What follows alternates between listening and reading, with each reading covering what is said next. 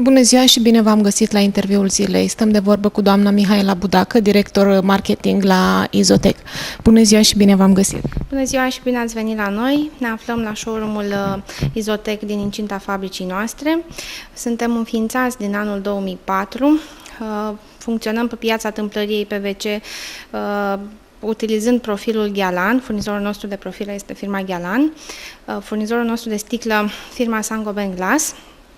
Avem un număr de 6 showroom-uri în Piatra Neamț 3, Bicaz, Bacău și la Săvinești, aici este cel de-al 6-lea. Parteneri pe întreaga regiunea Moldovei, Brașov, Sibiu, Făgăraș, coborâm mai jos Buzău, Focșani, Buzău, București. Desfășurăm și o activitate de export în Spania, Italia, Franța, mai nou în Belgia și cochetăm și cu piața Germaniei. Știm că organizați o campanie. Spuneți-ne care este scopul acestei campanii. Acțiunea noastră a fost gândită în anul 2012. Am gândit un concept de showroom mobil, pentru că știm că piața tâmplăriei este legată de piața construcțiilor. De asemenea, din păcate, știm că am avut și o perioadă în care piața a stagnat. Ne-am gândit să venim în întâmpinarea clienților noștri. Prin această campanie, showroom-ul nostru mobil, care merge în orașele țării, poate chiar și în comunele mai mari am ajuns, adică cu siguranță am ajuns și în comunele mai mari, pentru ca potențialii noștri clienți să ne cunoască. Am luat o părticică din fabrica Izotec și am dus-o prin showroom-ul nostru mobil în orașele din țară. Ne puteți enumera câteva orașe? Am fost în Iași, Botoșani, Suceava, Vaslui, Miercurea Ciuc, Sfântul Gheorghe, Focșani, Buzău, Brașov, Făgăraș, în capitalele de județ și în orașele mai mici, Roman, Piatra Neamț, Târgu Neamț, Bicazul, peste 25 de orașe am parcurs. În perioada 15 martie, 26 mai. Și ca număr ca participant? Participarea la acțiunea noastră a depășit așteptările.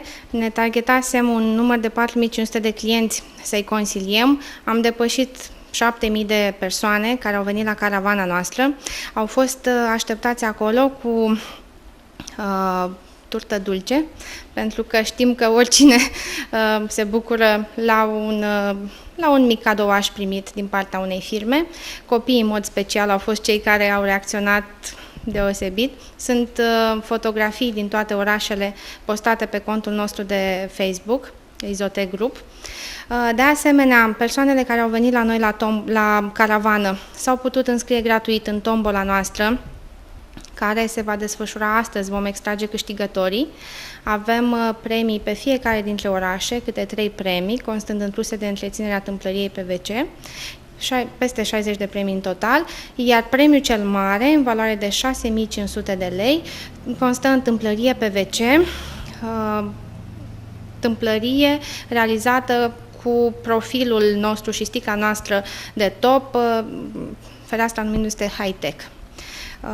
Vreau să vă mai spunem că în această acțiune am avut parteneri atât pe cei de la Saint-Gobain Glass, în construcția tipurilor noastre de ferestre Comfort, Elite Design și High-Tech, cât și firmele noastre revânzătoare din orașele Moldovei și dincolo de Carpați. Și din punctul nostru de vedere, acțiunea a avut un real succes. Este un proiect pilot, primul din branșa tâmplăriei PVC. Niciun alt producător din țară nu a desfășurat o campanie de asemenea învergură, dar Izotec va continua.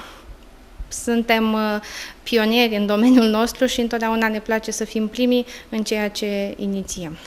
Văd că aveți și niște premii. Despre ce premii? Pe toată perioada campaniei, 15 martie, 26 mai, persoanele care au venit la Izotec și au încheiat contracte pe ferestrele care le-am avut noi promovate în această perioadă. Ne referim la fereastra high-tech, Elite Design și Confort. În funcție de valoarea premiilor tâmplăriei achiziționate, au fost premii garantate, au constat în produse electrocasnice, prăjitoare de pâine, aspiratoare de mașină și aparate de făcut suc. Am avut un feedback foarte bun din partea clienților, pentru că știm că în această perioadă orice mic cadou care vine este foarte bine primit. Spuneți-ne un pic că sunteți o firmă serioasă. Suntem o firmă mare, cu tradiție, suntem din 2004 pe piață, am desfășurat în permanență o activitate de dezvoltare pe linie tehnologice, am implementat sistemul ISO, am obținut marcajul CE, este un marcaj obligatoriu în tâmplăria PVC pentru a comercializa pe piața din România și la export tâmplăria. Este obiectul nostru, singurul nostru obiect de activitate și din acest motiv toate resursele au fost alocate spre dezvoltarea fabricii. Vedeți că avem 2 hale de producție, avem o capacitate totală în 24 de ore de 800 de unități de ferestre, putem să realizăm în 24 de ore pe cele 2 hale de producție. Avem un număr de 140 de salariați, ușor crescând pe perioada verii, pe perioada iernii, activitatea se restrânge, dar într-o măsură mai mică. Suntem producătorul de pe zona Moldovei, care am avut o continuă activitate, să zicem, de dezvoltare. Nu am renunțat la producție sau să ne abatem de la obiectul principal de activitate. Putem să spunem că suntem firma care pe zona Moldovei desfășoară o activitate în majoritatea orașelor.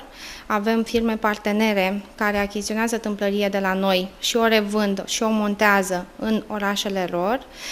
Pentru Piatra Neamț, Bacău, Bicaz, deci zona județului Neamț și ușor înspre Bacău, acționăm cu 6 agenți de teren, în ideea în care clientul va dori să fie consiliat acasă, să nu mai meargă la showroom-uri, să nu mai piardă timpul. Se încheie contractul ori în showroom-ul nostru, clienții pot veni chiar la fabrică dacă doresc să vadă întreg fluxul de producție. Da, noi avem o activitate, chiar încurajăm venirea la fabrică, pentru că, vă spun sincer, foarte puțini clienți își imaginează că tâmplăria lor se face într-o fabrică. Își imaginează mici ateliere în care 2 sau 3 angajați lipesc ferestrele la colțuri, nu-și imaginează un flux tehnologic cu roboți industriali până la urmă care execută ferestrele. Practic vin și se conving la fața locului. Vin, se conving la fața locului și dacă doresc să-și vadă ferestrele pe flux, sunt invitații noștri în fabrică. Spuneați și în alte țări din afară mergeți și montați? În ultima perioadă chiar suntem foarte bucuroși pentru faptul că activitatea noastră de export s-a dezvoltat exponențial, putem spune. Avem persoane dedicate care se ocupă de țările în care exportăm. Suntem căutați de parteneri externi, ei vin, iau tâmplăria de la noi și o montează în țara respectivă. Dar toate astea pentru că au în spate agremente, certificări, un flux de producție care respectă parametrii impuși de catalogele furnizorilor de sistem. Orice firmă mare, la un moment dat, trebuie să întoarcă comunității sale, comunitatea care a ajutat-o să se dezvolte, o parte din serviciile, să spunem, cu caracter social. În acest scop, de-a lungul timpului, Izotec s-a implicat în activități sportive, a sponsorizat echipe de fotbal, am avut cupa noastră de tenis, cupa Izotec la schi, un alt proiect în care am oferit pietrenilor o plimbare gratuită cu bicicleta. Noi am suportat închirierea bicicletelor de către doritorii care ar fi vrut să facă o plimbare în Piatra Neamț. Un alt proiect drag nouă și pe care am dorit să-l dezvoltăm și am fost prima sau cea mai mare firmă, să zicem, care am făcut acest lucru, am numit proiectul Ferestre pentru Viitor. Copii din școlile nemțene, peste 500 la număr, de-a lungul ultimilor 2 ani școlari, au venit la noi în fabrică, au fost luați cu microbuzul firmei Izotec de la școală, au venit, au vizitat fabrica, au văzut cum se fabrică o fereastră, ne-au făcut compuneri, ne-au făcut desene, noi am recompensat cu cănițe cu numele lor. Fiecare copil a primit o căniță Izotec cu numele lui. Un alt proiect drag nouă și pe care îl facem în fiecare an este oferirea de 8 martie doamnelor din Piatra Neamț, Bacău, Bicaz, de flori. Peste 1500 de flori au fost oferite și anul acesta și e firesc că primim 1500 de zâmbete din partea doamnelor pe stradă. Ca și proiecte de viitor avem multe acțiuni planificate. O parte dintre ele vor demara în vară, spre sfârșitul verii, începutul toamnei și pentru 2014, de asemenea, lucrăm la proiecte mari. Ultimul proiect pe care l-am finalizat vinerea aceasta a fost unul de suflet, să spunem așa.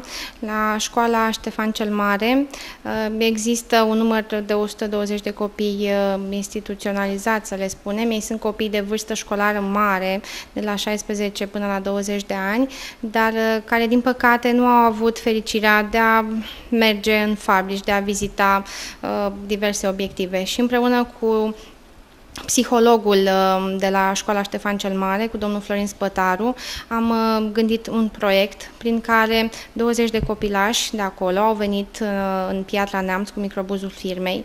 I-am plimbat cu telegondola, am vizitat parcul Zoo, am fost la fabrica de înghețată Amici, mulțumim partenerilor noștri Amici pentru faptul că ne-au oferit înghețată pentru toți copiii din școala Ștefan cel Mare și pentru grupul care a venit în vizită, după care au venit la fabrica Izotec, au servit masa, au văzut fluxul de producție, ne-au adresat și câteva întrebări și ceea ce e mai important este că au avut o zi în care s-au simțit un pic mai fericiți decât în celelalte. Considerăm că astfel de acțiuni aduc un plus de valoare oricărei firme care poate să contribuie la bunul mers al lucrurilor în societatea noastră.